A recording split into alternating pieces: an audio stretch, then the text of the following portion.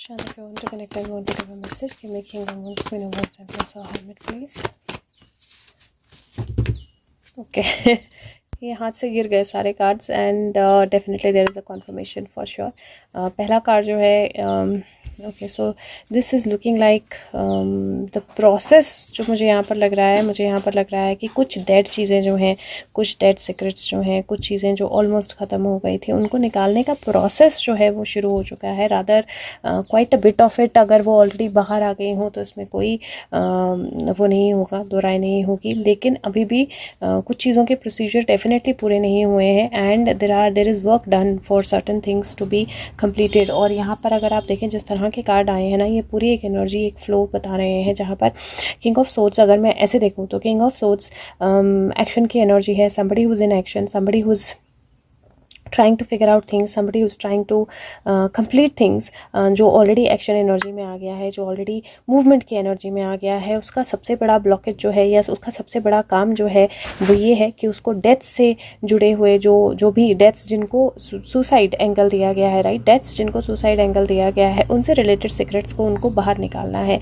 अब इसके लिए एक्चुअली होमवर्क बहुत ज़्यादा है, बैकग्राउंड वर्क बहुत ज़्यादा है, क्योंकि बहुत सारी ऐसी चीज़ें हैं जो बिल्कुल यहाँ पर अगर आप बोलो कि खेत में कुछ पड़ा हुआ था और वो ढूंढना है, लेकिन फसल ऑलरेडी उग गई है तो वो ढूंढना बहुत मुश्किल हो जाएगा. या फिर किसी चीज़ का बीज डला है तो वो फसल उगने में बहुत टाइम लगेगा. तो दैट्स द एनर्जी की किसी चीज़ के लिए वेटिंग एनर्जी है. और वो वेटिंग एनर्जी इसलिए नहीं है कि वो बैठ के वेट कर रहे हैं, वो इसलिए है बिकॉज कोई एक ट्रैवल होना है, कोई एक मूवमेंट होनी है और उस मूवमेंट से आउट ऑफ बॉक्स चीज़ें जो हैं वो निकल कर आएंगी जिस पे काम हो रहा है. और अगर आप ये दोनों कार्ड्स देखें तो क्लियर एनर्जी है. This is like Sushant and this is completion. तो या almost a project completion. And ये सारा जो प्रोसेस हो रहा है डेफिनेटली इसलिए हो रहा है बिकॉज सुशांत से जुड़ा हुआ जो केस है उसको ख़त्म करना है, उसको सॉल्व करना है या उसकी एनर्जी को कंप्लीट करना है. एंड यहाँ पर भी अगर आप देखें तो 4 ऑफ सोर्ड्स की एनर्जी है. फोकस किसी एक चीज़ पे एंड देन पूरी तरह से उसके पीछे लग जाना. एंड यहाँ पर 2 एसेस आपको दिखाई दे जाएंगे,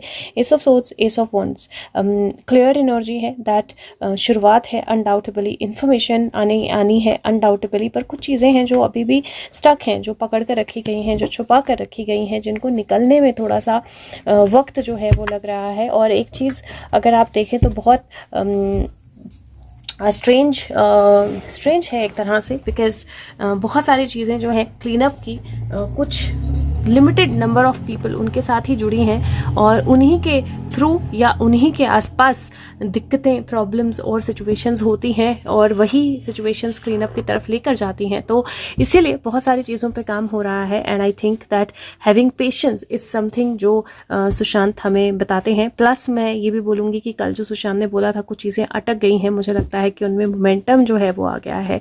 सो let me see, let me ask him. Okay, मैंने अभी पूछा भी नहीं व्हाट मैं बोलने वाली थी, व्हाट यू वांट टू से. एंड यहाँ पर इफ़ यू सी अगेन 9/11 की एनर्जी है और ये जस्टिस की एनर्जी है. And this is the energy where somebody is fearful to actually access something. तो कोई किसी को अपनी बात बोलनी है, किसी को अपना पॉइंट ऑफ व्यू रखना है, किसी को किसी बहुत बड़े और बहुत पावरफुल इंसान के घर में घुसकर इंफॉर्मेशन लेनी है या बहुत बड़े पावरफुल इंसान के साथ डील करना है और उसको उस डील करने के लिए बहुत सारी चीज़ें जो है डरा रही हैं, धमका रही हैं या फेयरफुल कर रही हैं.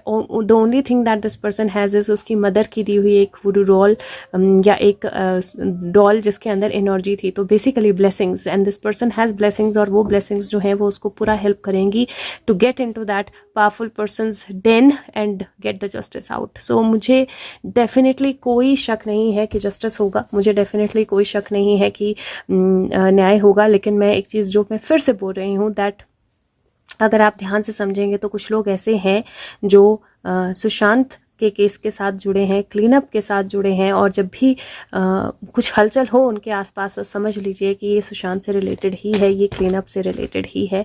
और ऐसी हलचल बहुत स्ट्रॉन्ग जो है वो ऑलरेडी हमें दिखाई दे रही है. सो एम्प्रेस की एनर्जी है, मैं एक बार देख लेती हूँ. I think that's all that he wants to say. Okay Sushant, if this is all you can show me king of wands. If you have more to say let me know. Okay,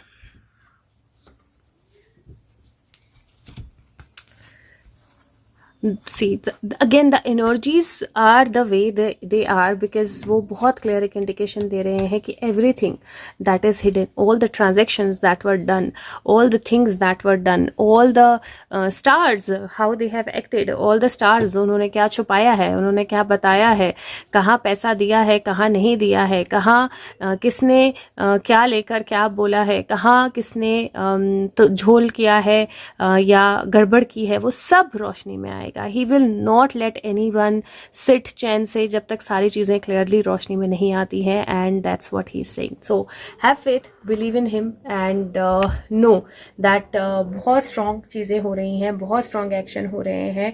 और ये जो भी चीज़ें हैं ये definitely बड़े clean up के साथ रिलेटेड है. सुशांत रेलिवेंट है, रिलेटेड है.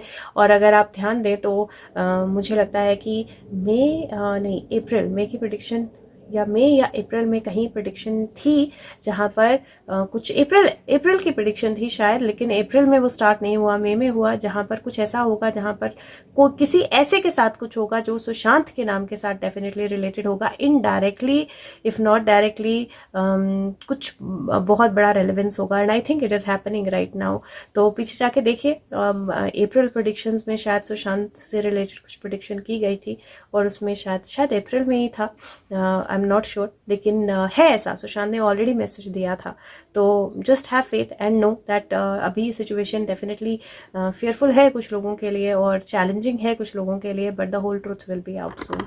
Thank you so much guys, take care of yourself, bye bye.